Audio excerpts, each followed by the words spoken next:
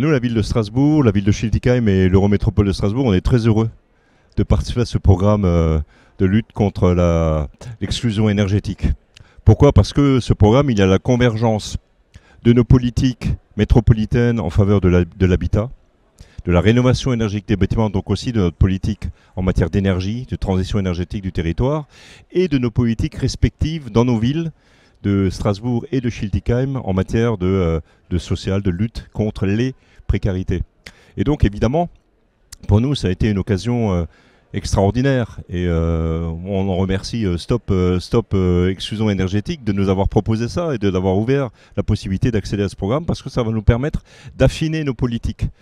De dire voilà, on a une politique de l'habitat par exemple où évidemment on a renforcé les dispositifs pour la rénovation énergétique de l'habitat, des copropriétés, de tous les types d'habitat parce que pour nous l'enjeu c'est de diviser par deux les consommations énergétiques à l'horizon 2050 de tout le secteur des bâtiments, de tous les bâtiments.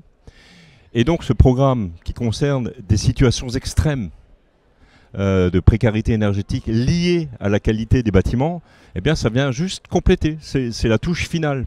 Et je dirais que quand on peut le plus, on peut le moins.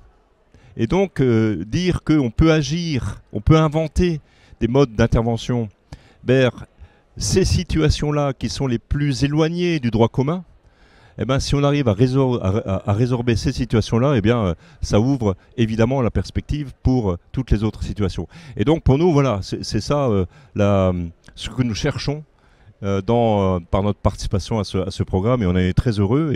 Et donc voilà, pour l'instant, on manque un peu de modes d'intervention sur ces situations de précarité.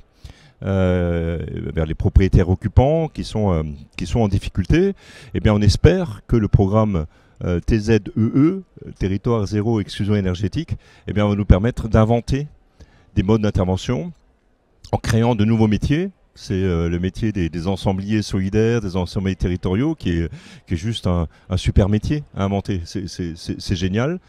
Donc on va tester ce métier. On va faire en sorte que ça réussisse, que ça ouvre aussi des perspectives, mais surtout les dispositifs d'accompagnement dans la dignité et dans le respect, avec un enjeu aussi que nous on appelle démocratique, c'est-à-dire qu'il faut que les personnes concernées participent à leur projet, bien sûr, il ne s'agit pas de les en déposséder, participent, et puis après on en se inventer du financement. On sait bien qu'en matière de rénovation énergétique, là où ça bloque, c'est souvent le reste à charge, c'est les financements, comment on peut arriver, et là je sens que dans ce programme Territoire Zéro Exclusion Énergétique, il y a un vrai potentiel pour ouvrir de nouveaux chemins et c'est ça qui nous enthousiasme.